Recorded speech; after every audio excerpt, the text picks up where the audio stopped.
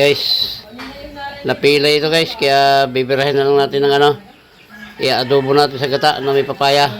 Napilay oh. Yan oh. Ayan guys, sisintensya na yan. Di ko napakita sa inyo yung pagkatay yan. Gawa ng bawal yan. Yung mga sangkap natin guys, bawang, sibuyas, luya, at sili, paminta at bitsin. Tapos yun, yung ating papaya. Yan, yung ating ano, gagamiting papaya. Binabalatan ko na guys. Iyon no.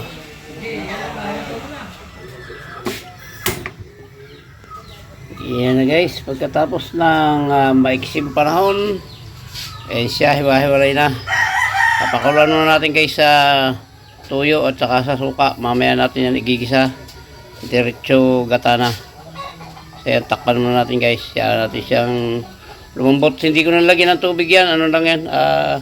Suka at saka toyo. Malambot ito guys. Bata yung manok. Sasabay natin yung ano. Para hindi mahuli sa luto. Pero gigisahin ko pa ito guys bago natin gagataan. Para lang hindi matigas yung papaya at tayo wala nang ngipin. Yan. Nasabay na natin dito. Para lumambot na rin siya bago natin gisahin at gataan. Yung plado na yan, lagyan ko na ng ano yan guys. Hindi ko na pinakita sa inyo. Bitchin at saka nun, lagyan ko na yan. Paminta. Gigisahin na lang natin mamaya. Yan, tatakpan muna natin para abutin yung itaas. Okay guys, pwede nito. Magigisa na tayo. Para magataan na natin. Yan, bata lang naman yung manok. Ako yung nakalimbir din.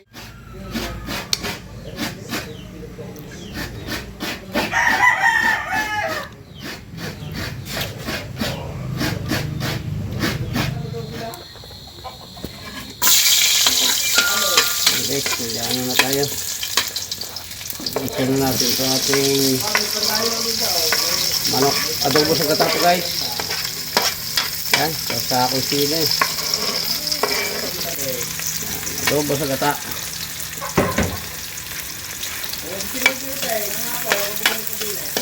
Sunugin natin ang konti. Bubuhos na natin dito guys yung nasa kaserola na yan. May na-arkila akong cameraman. Yan, okay nga, para magataan na natin. Gulay na daw? Yeah. Sinabay ko yung papaya dyan para hindi mahuli na ang lambot.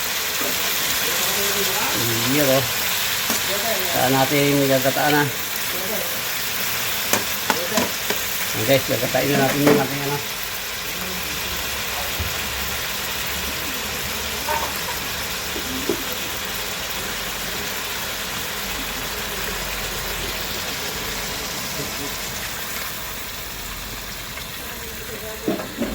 Yan o.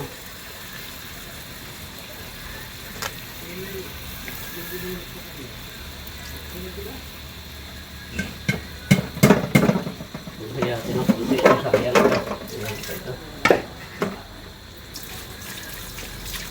Masyadong malapot yung gata.